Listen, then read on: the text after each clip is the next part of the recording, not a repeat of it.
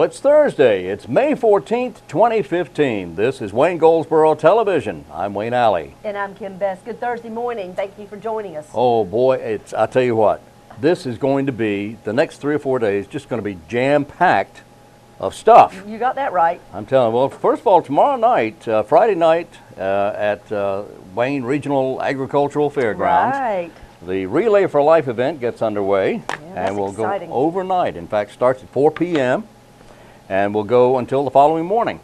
That has grown into such a huge event. It has. And I'm not sure who's in charge of it or takes the lead on that. Mm-hmm.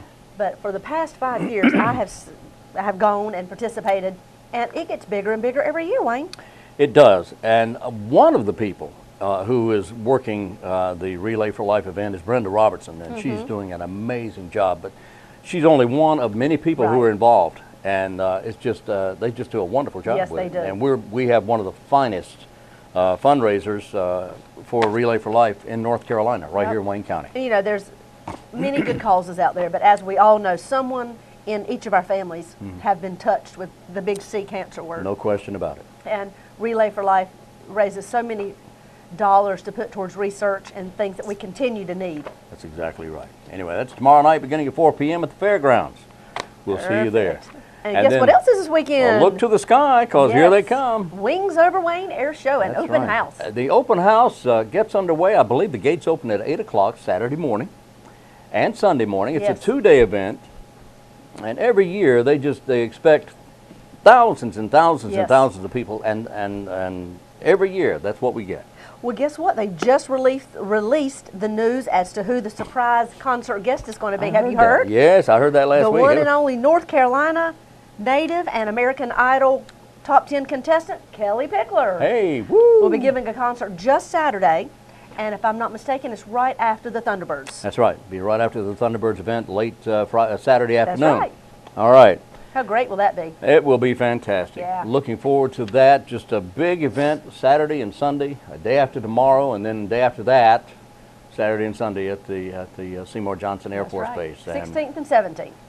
Just an amazing event. And I tell you, for the number of people that actually attend this event, it is so easy to get on base and park, take a shuttle. That's right. Out to you don't even have to walk out there. Take you right to the field. Take you right out to the flight line where everything is taking place.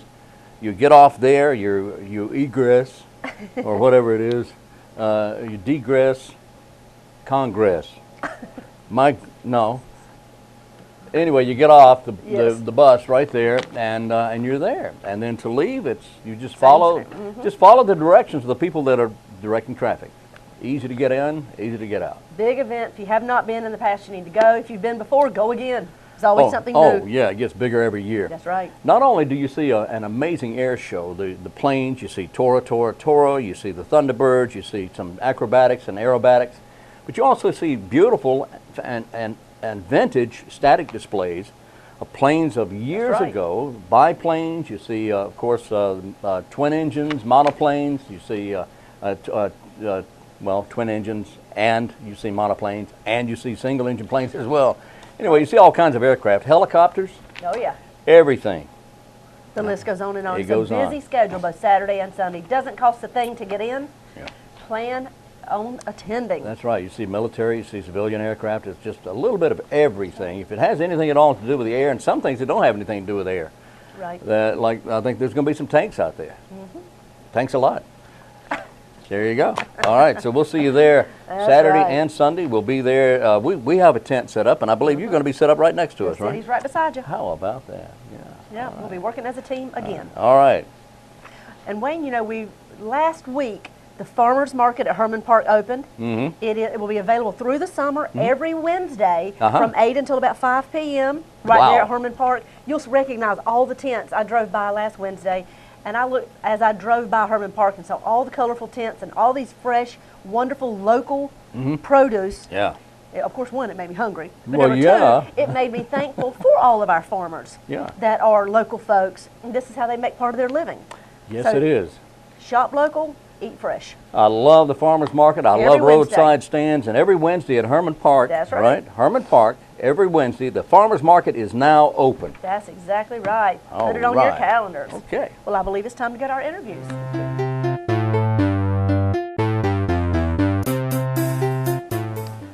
Today we're talking with Pat Yates. Pat is the director for Literacy Connections here in Wayne County. What a wonderful organization. Bless your heart. I think so. I love I think it. everyone should think so. I think they should, and I can't imagine someone not knowing about Literacy Connections. But just in case, let's cover that base. Tell me about Literacy Connections. What is it? Well, there's always something new to know. Everyone knows that we provide free literacy services, and most people that think that means we just teach people to read. Yeah. And of course, we teach people to read and write and speak and listen and even think in English, because believe it or not, a lot of people have trouble thinking in English. Well, okay, so maybe I have a problem with that. So go ahead. Oh no, way, not you, not you. But of course, that reading is the main literacy skill for all adults. But we also teach mathematics, just basic mathematics, so people can do their daily work, their checkbook, count their money, that kind of thing. And we teach computer skills, just the essential computer skills. And that's so important now because 98% of jobs you can only get by applying online. It's true. And the other thing is the top 2 skills an employer wants are good English language skills, so they can read safety signs and do training and read and have information for their job, but also technology skills, so they can run those fabulous new computers and machines we've got out there helping us do our work. Do you feel the biggest, or one of the biggest problems people have with computers is the fact that they're just overwhelmed by them? They don't know where to start, and once they're at that point, once they're able to start, then they can go from there.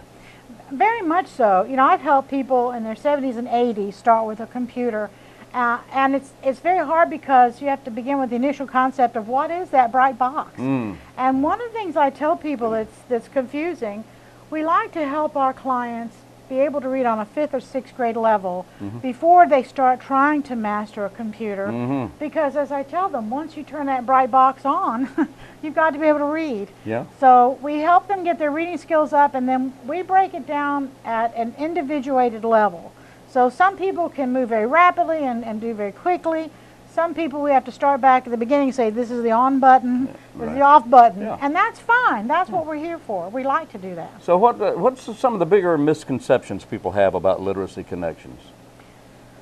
Well, let me see. That's a good question. I've got a good answer. Okay. Well, one of the things I think is that it's not for them. And the majority of our students have failed to learn in other settings, and they think that they're not going to have a chance ever again. I have adult students, sometimes very successful in their lives, who come in, and when the door is closed, they cry or they're angry because, you know, they'll say, well, my friend tried to teach me, my mom tried to teach me, the school tried to teach me, and I just couldn't learn. And so what I tell them is, we have done the research, and our processes here are tremendously successful. You will experience success here. We have never had anyone we couldn't teach to learn. Really? Now, misconcepts, the one I bet you're speaking of, and I could be wrong, is that everybody who can't read is poor, is very poor. And I will tell you that, yes, the majority of our students are of low income, but I have had literally millionaires enrolled in our program who are so bright and so capable, but just don't have the skills, the academic skills, or didn't have the opportunity. Some of them, you know, you and I are not young people anymore, and 60 years ago. Thank you. I'm sorry. Well, listen, we're all shining here this morning. Oh, yes, we are. We're all shining here this morning. Oh, yes, we're shining. But what we know is that, you know, 60 or 70 years ago, a lot of people had to help out in their home.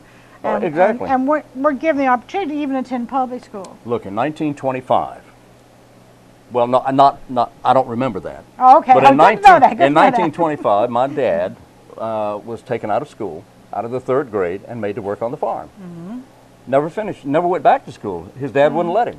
Oh my. And that's what happened on farms and back in the 20s, just before the Depression.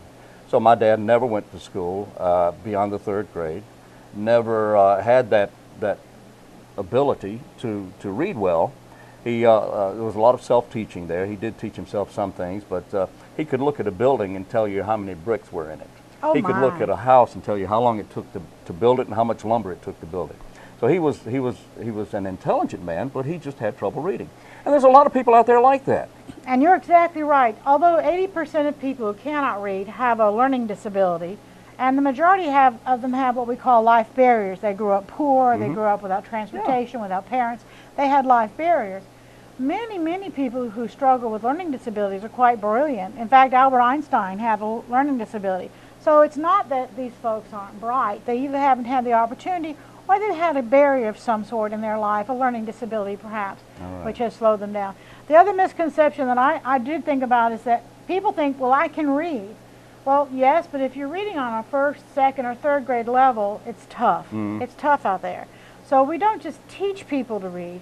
We will help you improve your reading up to what we call a college or career level so that you can prepare to get your GED or finish adult high school or go on into a college program. So if you can read, there's still things we can help you with here at Literacy Connection. Okay, so before we go any further, let me ask, is that phone number still 735-1990? So importantly, yes, it is. And we've got the greatest location in the world. They're on Ash Street, next to the Senior Center and with the Veteran Center in that building with the bright blue roof. I love our bright blue roof. Indeed. It is the former Nash Printing Company building. That's right. On East Ash Street. I believe it's what, 2001? It's 2001D. Oh, you're good. We knew that. We knew that. Actually, I was guessing. Oh, okay. Good job. I read maps, but there you go. Okay, Pat, what do we have here? Well, I wanted to accomplish two things today, and the first thing was I do reports. I report to everybody. I publish reports monthly, quarterly, annually, biannually. I do a lot of reports, and we hit a landmark at the end of March that I'm so proud of. Really? And we had a party. We had our literacy fair on April the 18th, and we celebrated it. But I really haven't gotten the news out to the community. We have had hundreds of volunteers donate hours. That's the greatest thing, I think, the second greatest thing after helping our students, is that we give volunteers an opportunity to serve Wayne County through being teachers, helping us acquire materials, helping us to run our organization. And we've had such fantastic volunteers in Wayne County and such wonderful supporters. I really want to thank them. When I did my number crunching at the end of March of this year, I'm going to show you, we had so many volunteers. We've helped 800 families, and our families helped me generate this check. And we wrote this check to the community of Wayne County so that people would know the value of the volunteer hours. There's 27,000 volunteer hours that have been donated to Wayne County through Literacy Connections, is evaluated being over $500,000 of value. That is amazing. Isn't that fantastic? That is. This is volunteer? Volunteer hours worth over $500,000. $512,917. And as nice as that is, what it says about Literacy Connections, what it says about the hearts and the minds of the people of Wayne County is just fantastic. That they care enough about one another to commit that strongly to supporting each other through our program. That is absolutely wonderful. Lovely? That is wonderful. Congratulations on that. Well, thank you. Well, I congratulate Wayne County, and I appreciate that. Well, thank you very much. We're happy. Yeah, we're good. We're good. Very happy about that. Yeah. The second story I was hoping to have your help with, and you've alluded to it, and we'll talk about this. We'll be honest. Okay. I'm going to do something a lady's never supposed to do, and I'm going to admit that I turned 60 this last year. Yes, I did. You admitted that? I admit that. And I came to Wayne County in late 1950s. My family came here. My father was 30 years military. And I'm going to tell you that I remember, as anyone of my ilk does, that Wayne County was a sleepy little southern town then. Yes, indeedy. Ash Street was 2 lanes. Yeah. Berkeley Boulevard, I don't think it was even Berkeley Boulevard then. It was a dirt road. There was no mall. Right. Where Walmart sits was a cornfield. Right. But my father had learned about Goldsboro during World War II when Seymour Johnson Air Force Base was open for a few years to support our overseas air operations. And it closed down again. And our wonderful mayor, Scott Berkeley, lobbied with a group of leaders to reopen the base in 1956. Right. And so many times as I go through the community, people say to us, why is literacy such an issue in Wayne County? And as always, it comes down to the money, the economy. Yeah. Before Seymour Johnson reopened in 1956, Goldsboro was an agrarian community. My house, which is a relatively nice brick middle-class house, was on each side surrounded by cornfields, cotton fields, tobacco fields. We'd wake up in the morning sometimes, and the cows would be chewing on our flower beds. And Goldsboro was a sleepy town, and my father chose it because he thought it would be a wonderful place to raise his children. And a little piece of history, Paul Harvey came through here for a program sometime, and he talked about this was the most beautiful southern town because of our beautiful trees that we had here. So at that point... I have a photograph of that, by the way. Oh, really? Yeah, I'd love to see that. Sure do. Okay. Well, the point is that at that time, employment in Wayne County was almost exclusively agriculturally based. Right. We're so proud of our business industries. Kemp Furniture at that time, Borden Manufacturing at that time, were all based on our agricultural products. And most of our workers worked in the agricultural industry. They worked in the fields, the tobacco warehouses. So if they could read just a tiny bit or do math just a tiny bit, they could be well employed and support their household. Well, I'm very proud of Seymour Johnson. It's a part of my history, and it's a big part of who we are now. Well, after Seymour Johnson opened in the late 1950s and stayed open, then more and more industries that were state and government, transportation, technology based have moved into Wayne County. This is our future, and it's wonderful. But those jobs need people who can do high functions of reading and writing and high functions of computers. Absolutely. So when I go around and I feel like the bad news fairy when I say, well, you know, 1 in 10 adults in Wayne County can't read, 1 in 4 read below a 3rd grade level. We have lovely people here, and they were perfectly matched to our economy of 60 years ago. Yes. But the economy now, #1 employer in Wayne County is not Seymour Johnson, the active military, who many of those come here from other states and even other countries, but their families and the business and industries that support Seymour Johnson, the people that run the post office and the security and the retailers there, are our largest employers. And they all have to be very high functioning. Second largest employer is good old state of North Carolina. All of our hospitals, all of the, I hate to say our prison system here, our schools. Schools, yeah. All of Absolutely. those are next. We have 68 major manufacturers, and they'll tell you right now, you've got to be able to read and use a computer to work in manufacturing these days. So all of our business and industries now offer employment based on these skills. So we're in a little crunch. We're trying to deal with the children and the grandchildren of those people from the 1950s who were agriculturally based and are trying to do a little catch up on those skills. But the good news is every time, and as I said, we've worked with 800 families, every time we get one person up on their skills for reading and math, research shows that that has a greater effect generation after generation. It will have an equal effect on their children. If I can teach a parent to read to a 12th grade level, then their children have a very good chance of reading on 12th grade level. But the next generation, the grandchildren, have even a better chance of going beyond it. So the effect of what we do here is just so tremendous. And it's so important. I think so, too. Important. It is indeed. But I wanted to thank Wayne County for our volunteers who've made this happen. I wanted to thank all of our supporters. We're supported beautifully by the County of Wayne, City of Goldsboro, United Way, a number of other, AmeriCorps, North Carolina Literacy Corps, a number of agencies, and our wonderful volunteers. Wow. But that's the story. That's why literacy is so important in Wayne County. What a great story it is. And there's a reason for it and a reason for us. And I'm glad to be here. I'll tell you, once again, that number, 919-735-1990. If you have any questions or if you want to volunteer time to talk to Pat Yates, then if you will call that number. And that's also Literacy Connections. As you can see the website on the screen right now. That's Literacy Connections of Wayne County.org. That's right. Be a part of a bright future here by helping us to move forward. Pat, you are wonderful. I love you, Mr. Wayne. I love you too. Take care. Thank you so much. Thank you. Bye-bye. Have you heard the latest? What's happening with Habitat for Humanity of Wayne County? Well, joining me in the studio today is Miss Beth Rose. She's the Director of External Relations, here to tell us how you can be a part of Habitat. Welcome back. Thanks for having me again. We had a good time last week at the Women Build. That was a fantastic event. Thank you for inviting us out. I tell you, it is really eye-opening to see what women in our community can do and did do. It was amazing to see how much was accomplished. Our construction leaders were like, you know, we have had big groups of guys who've come out and have not been able to tackle what these ladies did in 3 days. It was absolutely overwhelming. We had what should have been about a week to a week and a half's worth of work that we finished up in 3 days. Oh, that's excellent. That's Excellent. amazing. But he's like, and they did it in style too. So we had a good time, but it was great for the family to come out and to be able to see for sure. who's going to have, access to that house that he'll be purchasing the home, as well as for the volunteers to see these are the hardworking families. Right. To who put are a face now, with a name, it makes it very real.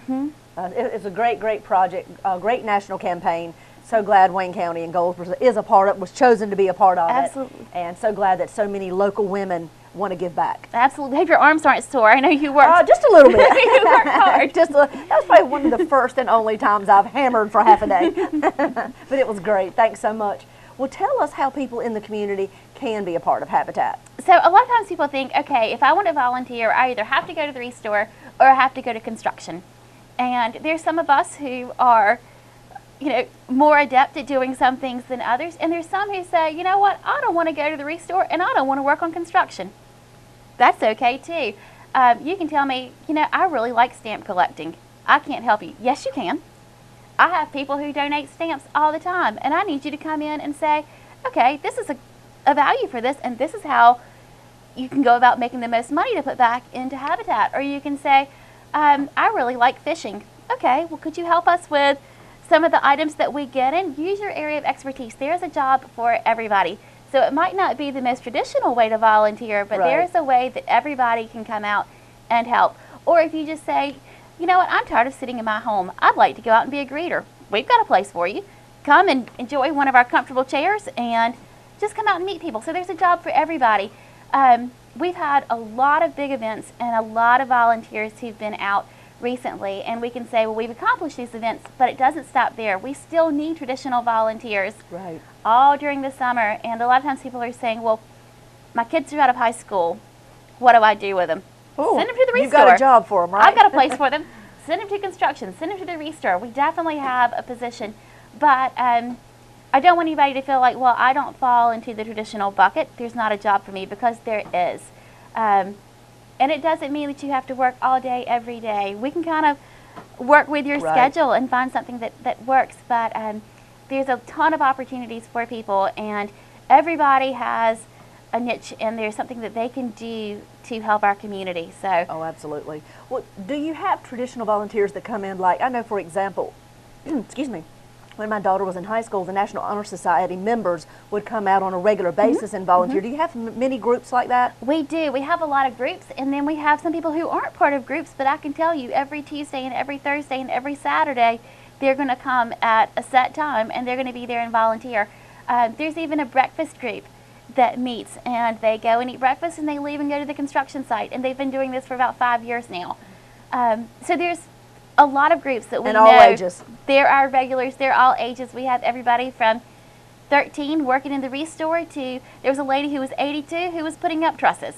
So there's a whole gamut of ages, but there's a job for everybody. What is the youngest age someone can work, either on in the restore or on the construction site? In the restore, you have to be at least 13. Okay. And that, of course, requires a parental waiver. Everybody who's a volunteer has to sign a waiver, which is a formality, but there is a minor waiver that has to be completed. So a parent is saying, yes, I'm okay with you. You're going. And then if you're on the construction site, you've got to be 16. Now, if you are under the age of 18, whether you're in the restore or you're on the construction site, we don't allow you to use power tools or ladders or anything that could pose additional threats. So we try to make sure that safety is a top priority and that everybody understands what to do and how to do the job properly. Well, it was very interesting at the National Women's Build Week. It was interesting to see these high school seniors, juniors and seniors come out and spend a half a day on the site, hammering, doing all the things that a regular construction person would do. And it was interesting to get their perception on what they thought it was going to be before they started, and 4 or 5 hours later, what they thought about the process at that point in the day. Well, it amazed us on Saturday. We had a whole group of girls from Wayne Country Day who were out, and they started volunteering that morning, and then they ate lunch, and about 1 o'clock, you're like, is it okay if we leave? And we're like, well, if you need to. They're like, we're playing in a state soccer tournament this afternoon, and we're like, oh my gosh, your coach is probably not very happy right now as she's been putting up trusses all morning. But I feel like, we're working as much as we can in our schedule, so there's a job for everybody, and they might not have fit into the traditional hours for what we had, but it didn't stop them from coming out. So, That's and we were exactly happy to right. have them. Oh, wow. Tell us a little more about how people in the community can give items to the Restore and what the advantages are to that. Right. So right now, I think a lot of us are doing spring cleaning or do-it-yourself projects, and we're like, okay, well, what do I do with this stuff? And it might not be something you need anymore, but our Restore is able to take appliances and furniture and clothing, books, cookware, Exercise equipment. you name it. We can pretty much take it. And a lot of times people will just go to our back door. We've got a drop-off bay that people can just ring the doorbell. People will come and unload your car for you, write you a tax receipt right on the spot. But there's some people who say, well, I've got a couch and I can't put it in my car. Just give us a call and our Restore will arrange a convenient time and come to your home, pick it up, and you don't have to worry about moving it or anything else. They'll write you the tax receipt right there. And then when items go to our Restore, they're priced and they're put on the sales floor. 100% of the proceeds go directly into building homes right here in Wayne County. That's what I like to hear. To me, that just is so amazing that every single dollar used in that store or gained in that store goes to build homes. Absolutely. To people that live in our community. And it's a great place for people who are unable to go to some of the traditional outlets Oh, yes. and purchase some things, but they still need these items, and they're able to go and a lot of times get sometimes brand new things or things that are just very gently used, and it's able to come and help them in their homes and to help their families. So it really makes a lot of things more tangible. There you go. Well, once again, thank you so much for coming in and sharing the word about what Habitat for Humanity does in our community. We appreciate what you all do, and after seeing it firsthand, I appreciate it even more. Well, thank you, and thank you for all the support you give to Habitat. And that's what's happening at Habitat for Humanity of Wayne County. And we're back on Wayne Goldsboro Television. Hope your day's going well. Happy Thursday. Happy Thursday to you as well. That's right. The Senior Center on East Ash Street, and Erin's leaving. I'm so sorry to hear that. I know. She's committed to being with her dad out of state, so we will certainly miss her. She's done a wonderful job. Yes, for sure. The Senior Center will be closed May 25th. That is Monday, Memorial Day, and the Senior Center will be closed, as will a lot of other things, That's exactly right. including the County of Wayne Courthouse and landfill, the convenience centers will all be closed for Memorial Day observance. So mark that on your calendar. And guess what's happening today? Elvis returns. Not that I'm aware of. Oh, okay. A Day in the Park is for special populations. This is through Goldsboro Parks and Rec. Okay. It's happening today. Let's see, from 10 until 2 at Herman Park. They're going to have dancing, crafts, face painting, a petting zoo, music, games. They'll have hot dogs available. Wow. All kinds of goodies. Wow. That'll be taking place on May 14th for special populations. It's called A Day in the Park. Lots of fun activities. I believe the Kiwanis Club will be there as well with their miniature train. Oh, boy. Lots of fun things happening. So if you want to find out more about it, today it's happening this morning at 10. I do believe that train first ran in 1953. Oh, my goodness. In Wayne County. It's older than that. Right. Yeah, Wow. I believe. That's fantastic. Well, looky here. What the We word have our blood drive. Is it today? No, Oh. no, it's in June. Well, no, it's not. I don't know. That's not ours. This is another blood drive. Okay. Wayne County Employees Blood Drive. It's not our competition, Not our though. competition Not our blood drive. competition blood drive. But anyway, I'll tell you more about that the closer we get to June, Perfect. which I can't believe it's the next month. I know. We're halfway through May. Flying by. Yes, it is. Flying by. Well, on May 30th, we have an opportunity for you to kayak and canoe down the Neuse River. It's called Cruise the Neuse. Wait, I need my glasses so I can see. Cruise the Neuse on a canoe or kayak all the way down the Neuse River. If you pay $15, that includes a shirt, opportunity to be in the boat, lunch. You're cruising down the Neuse with a guide, and who's showing you various things along the way. And yes, Look, there's a tree. who knew it? But it is fun. They've done this for quite a few years Oh, now. yeah. And it's really neat. And of course, it's all through Goldsboro Parks and Recreation. Give them a call, and they can tell you more details on how to get signed up. Cruise That the is a Neuse. lot of fun, I'll That's tell you. the 30th of this month. That's great. Birthdays today. Yes. George Lucas, All right. the producer, director of such movies as the Indiana Jones series, Mm-hmm. Star Wars, and a ton more. Such a talent. He's 71 today. Danny Houston is a character actor. He's one of those guys that you don't know his name, but if you saw his face, you'd know him. He's 53 today. Gabriel Mann played Arthur Case on Mad Men. He's the voice of Bruce Banner on the Avengers series. Okay. He's Nolan Ross on Revenge. He's 43 today. And Amber Tamblyn was Emily Quartermain years ago on General Hospital. I remember that. Well, not that long ago. Anyway, she's Emily Quartermain. Amber Tamblyn is Martha Masters on the TV show House, and she's Jenny Harper on 2.5 Men. She's 32 today. Right. And those are the birthdays we have. Happy birthday. So far. Happy birthday. Happy. That's right. Okay. All right, we have on the 18th, next Monday, we will have city council meeting. And they will all the meetings now, our work session and our regular session are all happening in council chambers. And so note that we'll have things a little bit different. It still starts at 5, but the work session and the regular meeting will be in council chambers now. Okay, all right. At least for a while, we're testing it and seeing how the community likes that. Okay. And the city councilman, of course. So that starts at what time? 5. 5 o'clock. There you Right. go. Work session. That's right. Then move right in at 6, a little right. bit earlier than normal. Right. 6 o'clock will be our regular meeting. And that's the 18th. Yes, that's Okay. next Monday. Which means that on the 19th, which is Tuesday, Yep. the Wayne County Commissioners, Wayne County Board of Commissioners, will have their meeting beginning at 8 a.m. in the morning. That's the briefing, and then the meeting itself starts at 9 o'clock. There you go. And there you go. And everybody's invited to attend both sessions. Everybody. Anything else going on? Oh, I think, yes. You think what? I was just looking at the clock there because I think it's almost time to go. Is it? Okay, that's all right. Well, save that for tomorrow. I will certainly do that. I'm going to Thank save you, that Wayne. for tomorrow. So we'll be back tomorrow. Okay, I hope you're right there where you are right now because we're going to be right here, right now, right then, tomorrow. And anyway, until then, this is Wayne Goldsboro Television, and I'm Wayne Alley. And I'm Kim Best, and this is what's happening in your community.